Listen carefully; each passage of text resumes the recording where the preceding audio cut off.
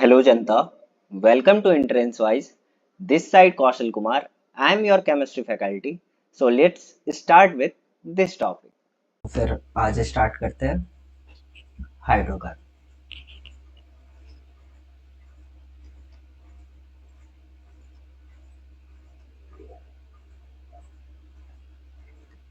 देखो, हाइड्रोकार्बन में बेसिकली हम लोग तीन चीज पढ़ेंगे, ठीक है।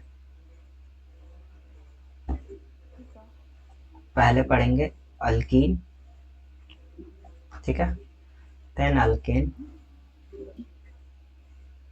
Then alkyne.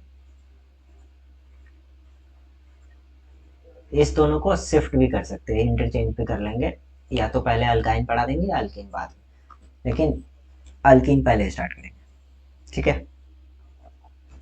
ठीक है।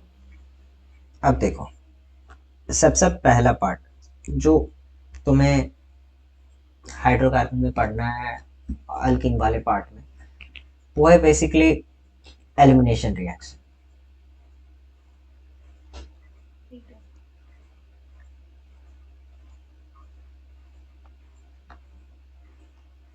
ठीक है, एलिमिनेशन रिएक्शन कितने टाइप के होते हैं? E1, E2, E1CB और EI। ठीक है, E1 होते हैं यूनिमॉलिक्यूलर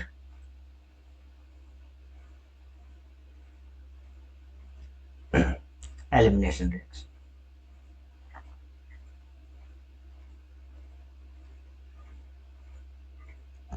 E2 होते हैं बाइमॉलिक्यूलर।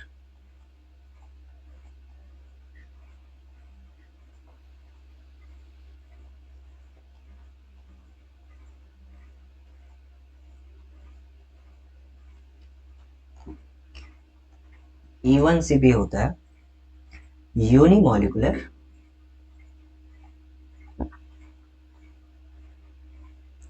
Elimination reaction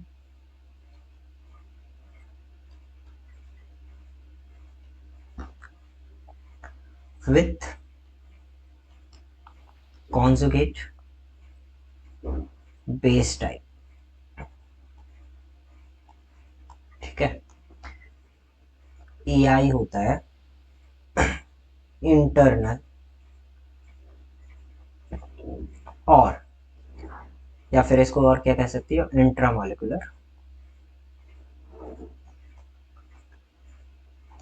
elimination. देखो, तुमको नाम से ही पता चल रहा होगा, E1 का मतलब यूनिमॉलिक्यूलर, मतलब सिंगल मॉलिक्यूल ही पार्ट लेगा आरडीएस में। E2 का मतलब आरडीएस में दो मॉलिक्यूल होगा, रेट क्या हो जाएगा, 2, ऑर्डर 2, मॉलिक्यूलरिटी 2।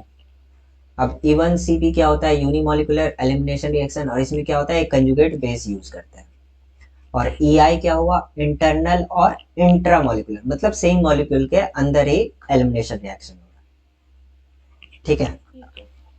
अब जैसे पहले आते हैं E1।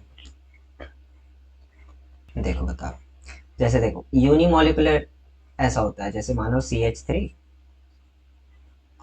CH3 CH3, और यहाँ कोई एक लिविंग ग्रुप X है। ठीक है, अब मानो हाँ। यहाँ कोई बेस है H-। ठीक है, ठीक है। जब लिविंग ग्रुप निकलेगा तो यहाँ पॉजिटिव चार्ज आएगा। देखो इतना ऐसे नहीं निकाल रहे, यहाँ से निकालते हैं तो यहाँ क्या होता है, निगेटिव होता है, ये बॉन्ड इधर शिफ्ट होता है। लेकिन ये पूरा निकाल रहे हैं तो क्या होगा, बॉन्ड लेके जा रहा है तो पॉजिटिव चार्ज। बहुत अच्छा आ जाएगा। ठीक है, ठीक है। तो ये देखो H माइनो यहाँ से निकाल लिए, ये लिविंग ग्रुप निकाले, तो यहाँ पॉजिटिव चार्ज है, यहाँ H है ना एक एक्स्ट्रा एसिडिक, अगर ये पॉजिटिव चार्ज है एसिडिक H है, तो यहाँ से एक H निकलेगा तो क्या होगा, डबल बॉन्ड। इसमें क्या हो रहा है, एक मॉलिक्यूल हो रहा है जो क्या कर रहा है, पहले लिविंग ग्रुप में निकाल रहा है, लिविंग ग्रुप निकाल रहा है आरडीएस में, और बेस बाद में अटैक कर रहा है। इंट्रा मॉलिक्यूलर में क्या होता है, सेम मॉलिक्यूल के अंदर ही एक्सटर्नल बेस नहीं यूज करते हैं, वही एज अ, जैसे मानो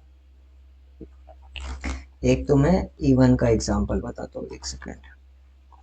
काइंड ऑफ ऐसे सोच लो कि R CH2 CH2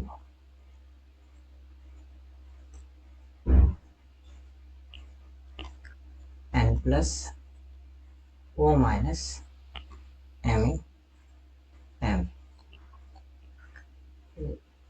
पैर नहीं बॉन्ड, ठीक है। अब देखो इसको जब हिट करोगे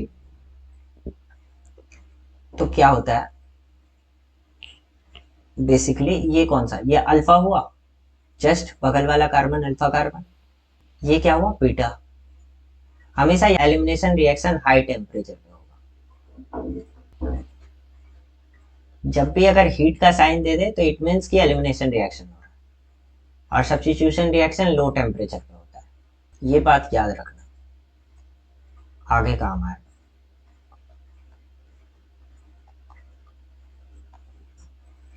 हीट कर रहे हैं तो क्या होता है, बेसिकली ये वाला बॉन्ड यहाँ शिफ्ट होता है, यहाँ क्या होगा पॉजिटिव चार्ज। अब बीटा कार्बन से हाइड्रोजन निकलेगा और यहाँ डबल बॉन्ड बन जाएगा, ठीक है। अब इसमें देखो क्या हो रहा है, बेसिकली तुम इसमें देखो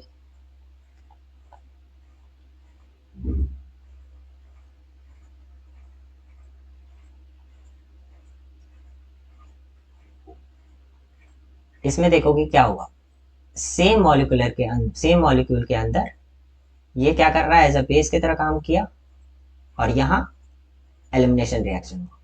तो ये क्या है, इंटरनल और इंट्रा मॉलिक्यूलर, ठीक है।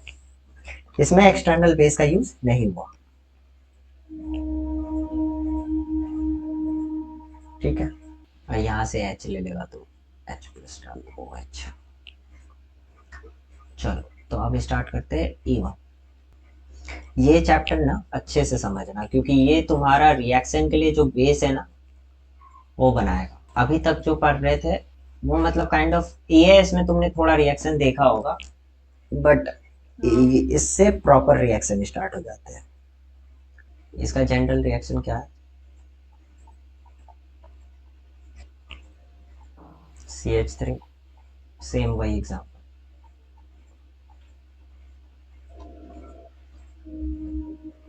बेस है, इसको निकालेगा क्या होगा, CH3 carbon double bond CH3 CH2, यहाँ CH3, ठीक है। यह भी जस्ट एक्सप्लेन किया, कोई डाउट इसमें।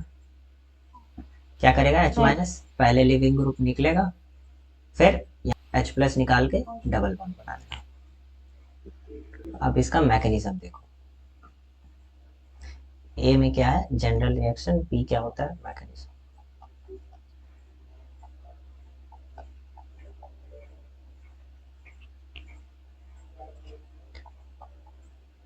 टू और मोर देन टू स्टेप्स,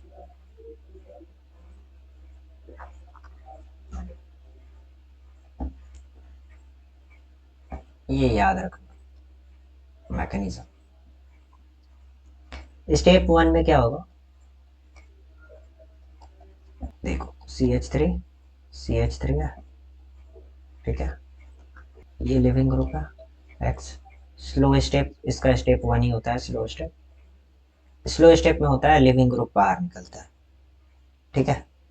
तो लिविंग ग्रुप बाहर निकलेगा, CH3 कार्बन CH3, ये CH3 बाहर निकल रहा है, तो X पे क्या होगा डेल्टा माइनस, और इस पे क्या होगा डेल्टा प्लस, हाँ है ना। और ये क्या है ट्रांजिशन स्टेट 1,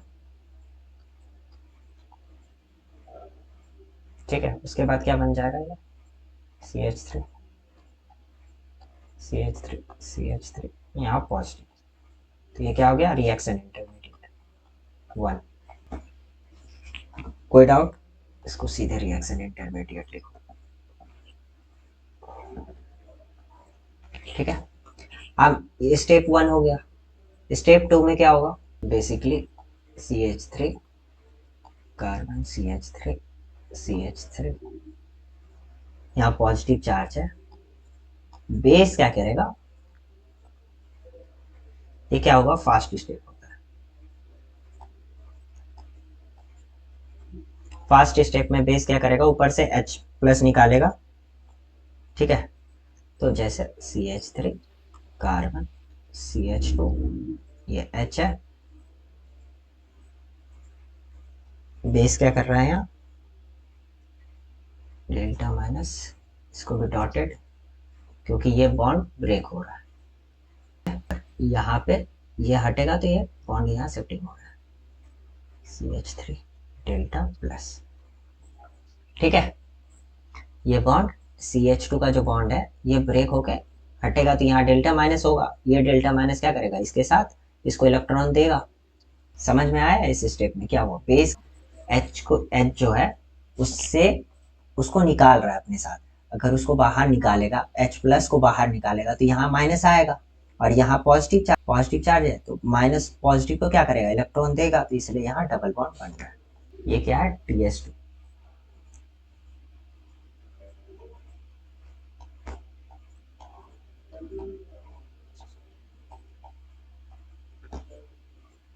ये हो गया इसका फाइनल प्रोडक्ट। अब देखो RTS क्या होता है, रेट डिटरमाइनिंग स्टेप हमेशा स्लो स्टेप होता है, तो RTS कौन सा है, तो रेट इक्वेशन क्या होगा, रेट इक्वेशन कैसे लिखते हैं, K इंटू जो रिएक्टेंट साइड होता है वो भी कौन सा, स्लो स्टेप में, रेट डिटरमाइनिंग स्टेप में सिर्फ वही लिखते हैं, तो रेट इंटू K इंटू ये सबस्ट्रेट है तो इसको ऐसे लिख सकते हैं, CH3 X, इसका पावर 1, क्योंकि एक ही है मॉलिक्यूल पूरा, ठीक है 1। तो ऑर्डर क्या हो गया 1, जो पावर होता है रेट में वही होता है। जैसे अगर ऐसे लिखा रहता rate equal to K into A का पावर 1 B का पावर 2, तो ऑर्डर हो जाता 2 + 1 3, ठीक है। तो मॉलिक्यूलरिटी कितना हो जाएगा 1। अब देखो एक चीज मैंने बताया था, एलिमिनेशन रिएक्शन हाई टेम्परेचर चाहिए होता है, हाई टेम्परेचर पे होता है, मतलब हीट देना पड़ता है। तो हीट देना पड़ेगा तो इट मीन्स क्या है, एलिमिनेशन रिएक्शन एंडोथर्मिक हुआ। एलिमिनेशन रिएक्शन क्या हो गया, एंडोथर्मिक, मतलब हमें हीट देना पड़ रहा है। देखो ये दिख रहा है, दे रहे, मतलब एंडोथर्मिक। एक्सोथर्मिक क्या होता है, जहाँ हीट रिलीज हो। अब इसका आ जाओ एनर्जी लेवल डायग्राम।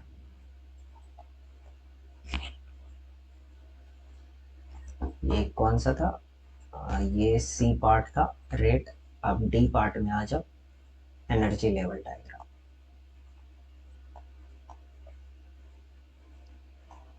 एक मिनिमम एनर्जी जो हर कंपाउंड कंटेन करता है।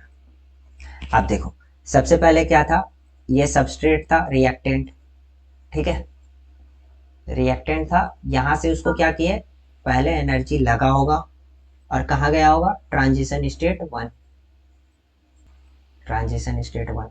फिर रिएक्शन इंटरमीडिएट, हल्का बॉन्ड बनाना। देखो पहले क्या होगा, एनर्जी लगा होगा, ये ब्रेक किया होगा तो एनर्जी लगा होगा, उसके बाद ये हटा तो पॉजिटिव एनर्जी निकल गया, तो हल्का सा नीचे, जस्ट डाउन।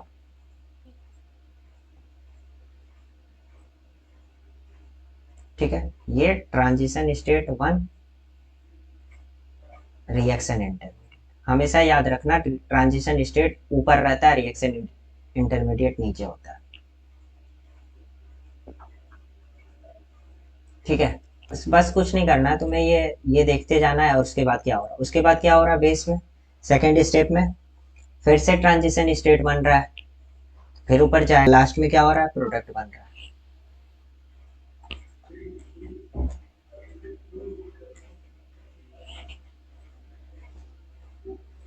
बताओ फाइनल वाला क्या होगा, ये ऐसे होगा या ऐसे होगा, ए या बी, बताओ। जब भी ये क्या है, ये एक बॉर्डर लाइन था, ठीक है, मतलब इसके पास इतना एनर्जी है, कंपाउंड के पास इतना एनर्जी है, रिएक्टेंट के पास जो इनिशियल का रिएक्टेंट है, जिसको हम लोग यहाँ इसको और क्या कह सकते हैं, सबस्ट्रेट। सबस्ट्रेट के पास इतना एनर्जी था, अगर फाइनल एनर्जी सबस्ट्रेट का कम हो जा रहा है, इसका मतलब क्या है कि रिएक्शन एक्सोथर्मिक है, बेसिकली डेल्टा एच है ना। हाँ हाँ अगर डेल्टा एच निगेटिव है, इट मीन्स क्या हो गया कि एनर्जी लॉस हो रहा है, मतलब रिएक्शन एक्सोथर्मिक है। और डेल्टा एच अगर पॉजिटिव है, इट मीन्स रिएक्शन इंडोथर्मिक है। तो कौन सा होगा बताओ, क्योंकि रिएक्शन इंडोथर्मिक है तो ये ऊपर रहेगा। ये बात याद रखना, ठीक है।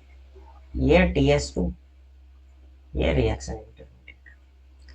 पहले वाले का ट्रांजिशन स्टेट का एनर्जी ये रहा, और दूसरे वाले का हल्का सा ही लगा। अब देखो, इसीलिए इसमें क्या है, इसमें बहुत ज्यादा हमें एनर्जी देना पड़ रहा है, इसलिए इसका क्या है, स्लो स्टेट। ठीक है, और ये इसका प्रोडक्ट है। इससे भी देख के तुम क्या कह सकती हो, ये डेल्टा एच पॉजिटिव है, it means elimination reaction are endothermic.